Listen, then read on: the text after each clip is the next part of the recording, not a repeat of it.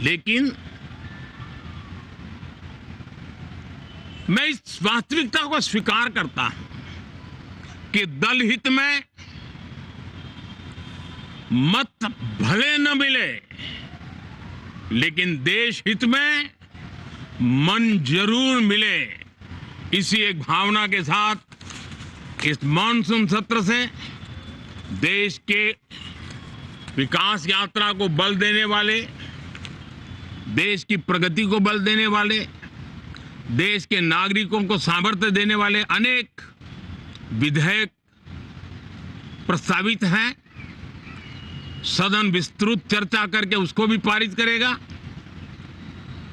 मेरी सभी माननीय सांसदों से उत्तम डिबेट चलाने के लिए शुभकामनाएं हैं। बहुत बहुत धन्यवाद। संसद के मॉनसून सत्र की शुरुआत आज से हो रही है और उससे पहले प्रधानमंत्री नरेंद्र मोदी പാർലമെന്റിന്റെ വർഷകാല സമ്മേളനത്തിന് മുന്നോടിയായി പ്രധാനമന്ത്രി നരേന്ദ്രമോദി മാധ്യമ പ്രതിനിധികളെ വിളിച്ചുകൂട്ടിയതിനു ശേഷം ഏകപക്ഷീയമായി അവരോട് തനിക്ക് പറയാനുള്ളത് പറഞ്ഞ് നന്ദി സൂചിപ്പിച്ചിരിക്കുകയാണ്. വാസ്തവത്തിൽ പ്രധാനമന്ത്രി മാധ്യമങ്ങളെ കാണുകയായിരുന്നില്ല, മറിച്ച് മാധ്യമങ്ങളെ കാണുകയാണെങ്കിൽ മാധ്യമപ്രവർത്തകരുടെ ചോദ്യങ്ങൾ, ഉത്തരങ്ങൾ എന്നിവയിലൂടെയാണ് അത് പോകേണ്ടത്. മാധ്യമപ്രവർത്തകരെ വിളിച്ചു വരുത്തിയതിനു ശേഷം അവരോട് ഏകപക്ഷീയമായി പ്രസംഗ ശൈലിയിൽ പതിവ് പോലെ സംസാരിച്ചിരിക്കുകയാണ് പ്രധാനമന്ത്രി. പാർലമെന്റിന്റെ വർഷകാല സമ്മേളനത്തിന് ഇന്ന് തുടക്കമാകുന്ന പശ്ചാത്തലത്തിൽ പഹൽഗാം ഭീകരാക്രമണവും ഓപ്പറേഷൻ സിന്ദൂറും സഭ നിർത്തിവെച്ച് ചർച്ച ചെയ്യണമെന്നാവശ്യപ്പെട്ട് പ്രതിപക്ഷം നോട്ടീസ് നൽകിയിരിക്കുന്ന പശ്ചാത്തലത്തിൽ പഹൽഗാമിനെ കുറിച്ചും ഓപ്പറേഷൻ സിന്ദൂറിനെ കുറിച്ചും പ്രധാനമന്ത്രി ആവർത്തിച്ചിരിക്കുന്നു. ഈ രണ്ട് സംഭവങ്ങളും, അതായത് പഹൽഗാം ഭീകരാക്രമണം ഉണ്ടായതിൻ്റെ തൊട്ടുപിറകെയും ഓപ്പറേഷൻ സിന്ദൂറിന് ശേഷവും പ്രധാനമന്ത്രി രാജ്യത്തെ വിവിധ സംസ്ഥാനങ്ങളിലും വിദേശ രാജ്യങ്ങളിലും ഒക്കെ പോയി ഏതൊക്കെ കാര്യങ്ങൾ സൂചിപ്പിച്ചുവോ അതേ കാര്യങ്ങൾ പ്രധാനമന്ത്രി ഇവിടെ ഇന്ന് പാർലമെന്റിന്റെ വർഷകാല സമ്മേളനം തുടങ്ങുന്നതിന് മുന്നോടിയായി നടത്തിയ പ്രഭാഷണത്തിൽ, മാധ്യമപ്രവർത്തകരുമായിട്ടുള്ള സംഭാഷണമല്ല, പ്രഭാഷണത്തിൽ അതേ കാര്യം ആവർത്തിച്ചിരിക്കുന്നു. ഓപ്പറേഷൻ സിന്ദൂറിനെ കുറിച്ചുള്ള പരാമർശം പ്രധാനമന്ത്രി നടത്തിയിരിക്കുന്നു. ലോകത്തെ മൂന്നാമത്തെ സമ്പദ് ശക്തിയായിട്ട് ഉയർന്നതിനെക്കുറിച്ച് പറഞ്ഞിരിക്കുന്നു. പാകിസ്ഥാനെതിരായ സൈനിക നടപടി 100% വിജയമാണ് എന്ന് അവകാശപ്പെടുന്നു. സൈന്യത്തിൻ്റെ ശക്തി ലോകത്തിന് ബോധ്യപ്പെട്ടു എന്ന് പ്രധാനമന്ത്രി ആവർത്തിക്കുന്നു. ഭീകരരുടെ എല്ലാ കേന്ദ്രങ്ങളും അവരുടെ ഉറവിടങ്ങൾ ചെന്ന് തകർക്കാൻ നമ്മൾക്ക് കഴിഞ്ഞു എന്ന് പ്രധാനമന്ത്രി ആവർത്തിക്കുന്നു. ഭീകരരെ ഉന്മൂലനം ചെയ്യാൻ കഴിഞ്ഞു എന്ന് പ്രധാനമന്ത്രി ആവർത്തിക്കുന്നു. എന്ന് മാത്രമല്ല, ഈ കാര്യങ്ങൾ ലോകത്തെ അറിയിക്കുന്നതിന് വേണ്ടി ലോകരാജ്യങ്ങളിലേക്ക് അയച്ച പ്രതിനിധി സംഘം ഇന്ത്യയുടെ നിലപാട് കൃത്യമായി വ്യക്തമാക്കി എന്ന് സൂചിപ്പിച്ചുകൊണ്ട് ഭീകരവാദത്തിനെതിരെ രാജ്യം ഒറ്റക്കെട്ടായി ഒന്നിച്ച് നിന്നതിനെക്കുറിച്ച് പറയുകയും ഇന്ത്യയുടെ സൈനിക ശക്തി ലോകം തിരിച്ചറിഞ്ഞു എന്ന് പ്രധാനമന്ത്രി സൂചിപ്പിക്കുകയും ചെയ്തിരിക്കുന്നു. നക്സൽ മുക്ത ഇന്ത്യയാണ്, മാവോയിസ്റ്റ് മുക്ത ഇന്ത്യയാണ് തങ്ങളുടെ ലക്ഷ്യം എന്ന്, ഈ ഭരണകൂടത്തിൻ്റെ ലക്ഷ്യമെന്ന് പ്രധാനമന്ത്രി സൂചിപ്പിക്കുന്നു. ലോകത്തെ മൂന്നാമത്തെ സമ്പദ് ശക്തിയായി ഇന്ത്യ മാറി എന്നും വിലക്കയറ്റവും നാണ്യപ്പെരുപ്പവുമെല്ലാം നിയന്ത്രിച്ചുവെന്നും പ്രധാനമന്ത്രി അവകാശപ്പെടുന്നു. ഡിജിറ്റൽ ഇന്ത്യയിൽ ആണ് ഇനിയുള്ള മുന്നേറ്റം സംഭവിക്കാനിരിക്കുന്നത് എന്ന് പ്രധാനമന്ത്രി സൂചിപ്പിക്കുകയുണ്ടായി. അങ്ങനെ ഓരോരോ നേട്ടങ്ങൾ എണ്ണി പറഞ്ഞുകൊണ്ടാണ് പ്രധാനമന്ത്രി സംസാരിച്ചിരിക്കുന്നത്. ഓപ്പറേഷൻ സിന്ദൂർ 100% നേട്ടം ആണ്. 100% അത് തീവ്രവാദികളെ ഉന്മൂലനം ചെയ്യുന്നതിന് ഫലപ്രാപ്തി ഉണ്ടാക്കി എന്ന് പ്രധാനമന്ത്രി ഇപ്പോൾ സൂചിപ്പിച്ചിരിക്കുന്നു. സ്വാഭാവികമായിട്ടും ഓപ്പറേഷൻ സിന്ദൂറും പഹൽഗാം ഭീകരാക്രമണവും സഭ നിർത്തിവെച്ച് ചർച്ച ചെയ്യണം എന്നാവശ്യപ്പെട്ടുള്ള പ്രതിപക്ഷത്തിൻ്റെ നോട്ടീസിനെ മാധ്യമപ്രവർത്തകരെ, അവരുടെ പ്രതിനിധികളെ വിളിച്ചുകൂട്ടി ഏകപക്ഷീയമായി നടത്തിയ ഈ പ്രസംഗത്തിലൂടെ പ്രതിരോധിക്കാൻ പ്രധാനമന്ത്രി ശ്രമിച്ചു എന്നും വേണമെങ്കിൽ സൂചിപ്പിക്കാവുന്നതാണ്. ഇന്ത്യൻ സൈന്യത്തിൻ്റെ ശക്തി ലോകത്തിന് ബോധ്യപ്പെടുത്താൻ കഴിഞ്ഞു എന്നുകൂടി പ്രധാനമന്ത്രി സൂചിപ്പിച്ചിരിക്കുന്നു. ഇപ്പോൾ ആന്റണി ജിസ് ജോർജ് പ്രധാനമന്ത്രിയുടെ ഈ വാർത്താ സമ്മേളനം എന്ന വാക്ക് എൻ്റെ നാവിലേക്ക് വരുന്നു, മാധ്യമങ്ങളെ കാണൽ എന്ന വാക്ക് വരുന്നു, ഏകപക്ഷീയമായ പ്രഭാഷണം എന്നുള്ള നിലയ്ക്ക് വാക്ക് വരുന്നു. ഏത് രീതിയിലാണ് നമ്മൾക്ക് അതിനെ വിശേഷിപ്പിക്കാൻ കഴിയുക? അത് മാധ്യമങ്ങളെ കാണുകയായിരുന്നോ? മാധ്യമങ്ങളെ കാണുകയാണെങ്കിൽ സ്വാഭാവികമായിട്ടും മാധ്യമപ്രവർത്തകർക്ക് തിരിച്ച് ചോദിക്കാനുള്ള ചോദ്യങ്ങളുണ്ടാവും. ഇവിടെ പ്രഭാഷണം ആരംഭിക്കുകയും പതിവ് പോലെ ഒരു പൊതുപ്രസംഗം നടത്തുന്നത് പോലെ സംസാരിക്കുകയും അതിനുശേഷം ധന്യവാദ് എന്ന് പറഞ്ഞ് അവസാനിപ്പിക്കുകയും ചെയ്തിരിക്കുന്നു. അതുകൊണ്ട് മാധ്യമപ്രവർത്തകരുടെ പ്രതിനിധികളെ വിളിച്ചുകൂട്ടിയതിനു ശേഷം അവരിൽ നിന്ന് നിശ്ചിത അകലം പാലിച്ചുകൊണ്ടുള്ള പ്രത്യേക വേദിയിൽ നിന്നുകൊണ്ട് പ്രധാനമന്ത്രി സംസാരിക്കുകയും സംസാരം അവസാനിപ്പിച്ച ഉടൻ ധന്യവാദ് പറഞ്ഞ് പിന്തിരിയുകയുമായിരുന്നുവോ ആന്റണി?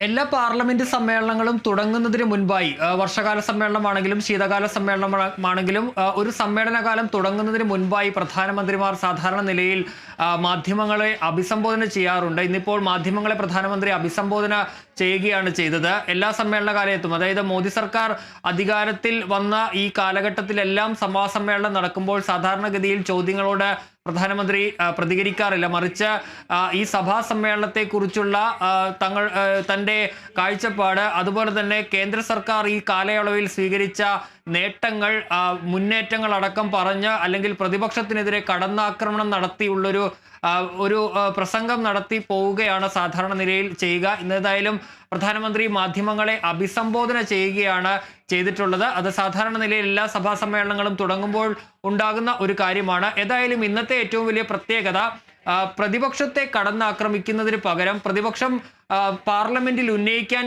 സാധ്യതയുള്ള, അല്ലെങ്കിൽ ഇന്നിപ്പോൾ പ്രതിപക്ഷം ഈ സഭാ സമ്മേളനത്തിൽ പ്രധാനമായും ഉന്നയിക്കുമെന്ന് വ്യക്തമാക്കിയിരിക്കുന്ന രണ്ട് കാര്യങ്ങൾ, ഒന്ന് ഓപ്പറേഷൻ സിന്ദൂറും പഹൽഗാം ഭീകരാക്രമണവുമാണ്.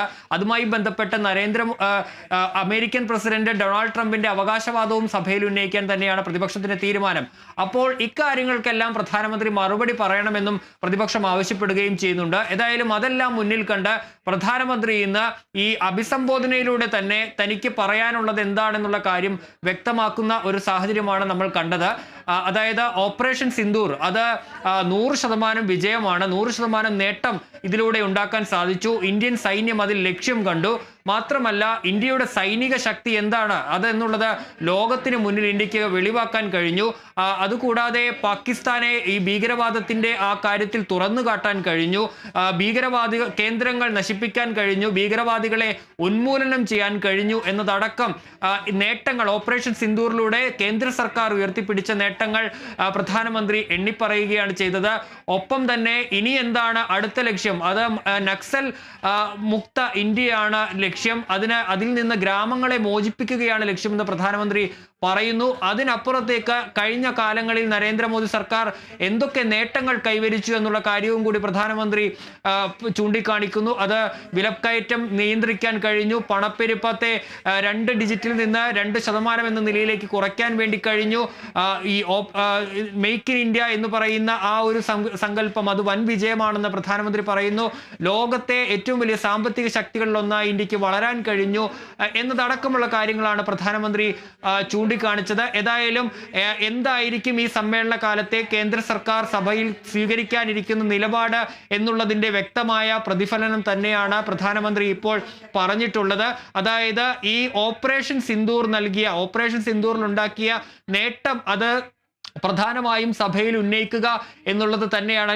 അതിനെ ഉയർത്തിപ്പിടിച്ച ഈ സഭാ കാലയളവിൽ പ്രതിപക്ഷത്തെ നേരിടാനുള്ളത് തന്നെയാണ് കേന്ദ്ര സർക്കാരിന്റെ നീക്കം എന്നുള്ളത് പ്രധാനമന്ത്രി തന്നെ കൃത്യമായി ഇപ്പോൾ വ്യക്തമാക്കിയിരിക്കുന്നു. ഏതായാലും പ്രതിപക്ഷത്തിന്റെ ചോദ്യങ്ങൾക്ക് ഇനി ഉള്ളത്, പ്രതിപക്ഷം പ്രധാനമായും ഉന്നയിക്കുന്നത് ട്രംപ് ഇക്കാര്യത്തിൽ ഉന്നയിക്കുന്ന അവകാശവാദങ്ങളാണ്. ഇക്കാര്യത്തിൽ പ്രധാനമന്ത്രി പ്രസ്താവന നടത്തണം എന്നുള്ളതാണ്. അതായത് ഇന്ത്യ പാകിസ്ഥാൻ വെടിനിർത്തലിന് താൻ ഇടപെട്ടു എന്നുള്ള അമേരിക്കൻ പ്രസിഡന്റ് ഡൊണാൾഡ് ട്രംപിന്റെ അവകാശവാദത്തെ, അല്ലേ? തീർച്ചയായും അങ്ങനെ തന്നെ. വെടിനിർത്തൽ താൻ ഇടപെട്ടാണ് അവസാനിപ്പിച്ചതെന്ന് ട്രംപ് അവകാശപ്പെട്ടിരുന്നു. കഴിഞ്ഞ ദിവസവും ട്രംപിന്റെ ഒരു പ്രസ്താവന വന്നിരുന്നു. 5 യുദ്ധവിമാനങ്ങൾ ഈ ഓപ്പറേഷൻ സിന്ദൂറിനിടെ വെടിവെച്ചിട്ടു എന്നുള്ള അവകാശവാദമൊക്കെ വന്നിരുന്നു. അപ്പോൾ ഇക്കാര്യത്തിലടക്കം പ്രധാനമന്ത്രിക്ക് എന്താണ് പറയാനുള്ളത് എന്നുള്ള കാര്യവും കൂടി ഉണ്ട്. അതിൽ പ്രധാനമന്ത്രി ഇനി വിശദീകരണം നൽകുമോ? ഇത്തരം സാഹചര്യങ്ങളിൽ പറയേണ്ടതെല്ലാം പ്രധാനമന്ത്രി ഇപ്പോൾ പറഞ്ഞിട്ടുണ്ട്. ഇനി സഭയ്ക്കകത്ത് പ്രധാനമന്ത്രി എന്ത് നിലപാട് ഇക്കാര്യത്തിൽ സ്വീകരിക്കും ആദ്യം ഇക്കാര്യങ്ങളിൽ പ്രധാനമന്ത്രി സഭയ്ക്കുള്ളിൽ സംസാരിക്കുമോ എന്നാണ് അറിയേണ്ടത്. ഏതായാലും കേന്ദ്ര സർക്കാരിന്റെ ഓരോ നേട്ടങ്ങളും എണ്ണിപ്പറഞ്ഞാണ് ഇത്തവണ അഭിസംബോധന ചെയ്തത് എന്നുള്ളതാണ് ഏറ്റവും ശ്രദ്ധേയമായ കാര്യം. സാധാരണ നിലയിൽ പ്രതിപക്ഷത്തെ കടന്നാക്രമിച്ചാണ് പ്രധാനമന്ത്രി പാർലമെന്റ് സമ്മേളനങ്ങൾ തുടങ്ങുന്നതിന് മുമ്പ് അഭിസംബോധന നടത്തുന്നതെങ്കിൽ ഓപ്പറേഷൻ സിന്ദൂർ അടക്കം നൽകിയ ആത്മവിശ്വാസത്തിലാണ് ഇപ്പോൾ കേന്ദ്ര സർക്കാർ വരുന്നത്. ഏതായാലും പ്രതിപക്ഷത്തിന് അതുകൊണ്ട് തന്നെ എത്രത്തോളം കേന്ദ്ര സർക്കാർ അവരുടെ ആവശ്യങ്ങളിൽ വഴങ്ങുമെന്നുള്ളതാണ് ഇനി കണ്ടറിയേണ്ടത്. ഈ പ്രധാനമന്ത്രിയുടെ വിദേശ പര്യടനം അടക്കമുള്ള കാര്യങ്ങളെ എണ്ണി പറഞ്ഞുകൊണ്ട് അതുകൊണ്ട് ഉണ്ടായ നേട്ടങ്ങൾ എന്ത് എന്നുള്ള ചോദ്യങ്ങൾ ഉയർത്തുകയും ഒപ്പം തന്നെ അതുകൊണ്ട് ഒരു തരത്തിലുള്ള ഗുണവും ഉണ്ടായിട്ടില്ല, ചെലവുകൾ അല്ലാതെ എന്നുള്ള നിലയ്ക്കുള്ള ആരോപണം ഉയർത്താനും പ്രതിപക്ഷം ഒരു നീക്കം നടത്തുന്നുണ്ട്. തീർച്ചയായും അതിനടക്കം കൃത്യമായ മറുപടി പ്രധാനമന്ത്രി പറയുകയാണ്. ഇന്ത്യ കൃത്യമായി തന്നെ മുന്നേറ്റത്തിലേക്ക് എത്തിയിരിക്കുന്നു. സാമ്പത്തിക കാര്യത്തിലാണെങ്കിലും എല്ലാ കാര്യങ്ങളിലും ഇന്ത്യ വലിയൊരു സാമ്പത്തിക ശക്തിയായി ഉയരുന്ന നിലയിലേക്ക് ഇന്ത്യ എത്തിയിരിക്കുന്നു. ഈ വിദേശ രാജ്യത്തേക്ക് നടത്തിയ സന്ദർശനങ്ങളടക്കം അത് നമ്മുടെ ഡെലിഗേഷൻ ആണെങ്കിൽ പോലും അല്ലെങ്കിൽ അത്തരം സന്ദർശനങ്ങളെല്ലാം തന്നെ വൻ വിജയമായിരുന്നു എന്ന് പ്രധാനമന്ത്രി ഇപ്പോൾ തന്നെ പറയുകയും ചെയ്തിട്ടുണ്ട്. ഏതായാലും എല്ലാ കാര്യങ്ങളിലും പ്രധാനമന്ത്രി ഈ കൃത്യമായി തന്നെ ഒരു പ്രതിരോധം ഇപ്പോൾ ഈ അഭിസംബോധനയിലൂടെ എടുത്തിട്ടുണ്ട്. ഏതായാലും ഈ അടിക്കടിയുള്ള പ്രധാനമന്ത്രിയുടെ ഈ വിദേശ സന്ദർശനങ്ങളടക്കം പാർലമെന്റിൽ ഉന്നയിക്കുമെന്നുള്ള കാര്യത്തിൽ പ്രതിപക്ഷം പിന്നോട്ട് പോകുന്നില്ല. ഏതായാലും ഇപ്പോൾ അടിയന്തര പ്രമേയത്തിന് പഹൽഗാമിലും അതുപോലെ തന്നെ ഓപ്പറേഷൻ സിന്ദൂറിലും കോൺഗ്രസ് എംപിമാർ ഇരുസഭകളിലും നോട്ടീസ് നൽകിയിട്ടുണ്ട്. വരും ദിവസങ്ങളിൽ ഈ പ്രധാനമന്ത്രിയുടെ വിദേശ സന്ദർശനം അടക്കമുള്ള കാര്യങ്ങളിലും കൃത്യമായി തന്നെ സഭയിൽ ഉന്നയിക്കാൻ തന്നെയാണ് പ്രതിപക്ഷത്തിന്റെ തീരുമാനം.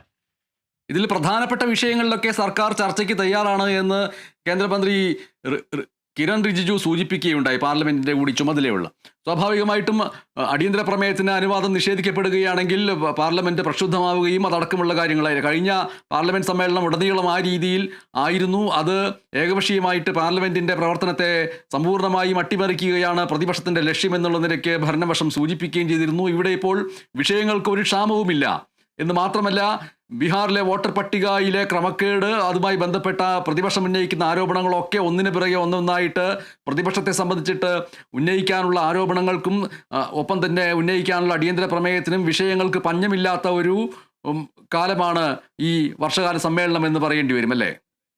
തീർച്ചയായും നിരവധി വിഷയങ്ങളാണ് ഇത്തവണ ഉള്ളത് എന്നുള്ളതാണ്. ബെനറ്റ് സൂചിപ്പിച്ചതുപോലെ തന്നെ ഓപ്പറേഷൻ സിന്ദൂർ, പഹൽഗാം, അതുപോലെ തന്നെ ബീഹാറിലെ ഈ വോട്ടർ പട്ടിക പുതുക്കലുമായി ബന്ധപ്പെട്ട വിവാദങ്ങൾ, അതുപോലെ തന്നെ പ്രധാനമന്ത്രിയുടെ വിദേശ സന്ദർശനം അടക്കം നിരവധി വിഷയങ്ങൾ ഇത്തവണ പാർലമെന്റിൽ ഉന്നയിക്കാൻ പ്രതിപക്ഷത്തിന് ഉണ്ട്. അത് ഓരോന്നായി ഉന്നയിക്കാൻ തന്നെയാണ് പ്രതിപക്ഷം തീരുമാനിച്ചിരിക്കുന്നത്. അതിൽ ആദ്യത്തേത് ഈ പഹൽഗാം, അതുപോലെ തന്നെ ഭീകരാക്രമണം, അതുപോലെ തന്നെ ഓപ്പറേഷൻ സിന്ദൂർ എന്നീ കാര്യങ്ങളിൽ സഭ നിർത്തിവെച്ച് ചർച്ച ചെയ്യണമെന്നാണ് പ്രതിപക്ഷത്തിന്റെ ആവശ്യം.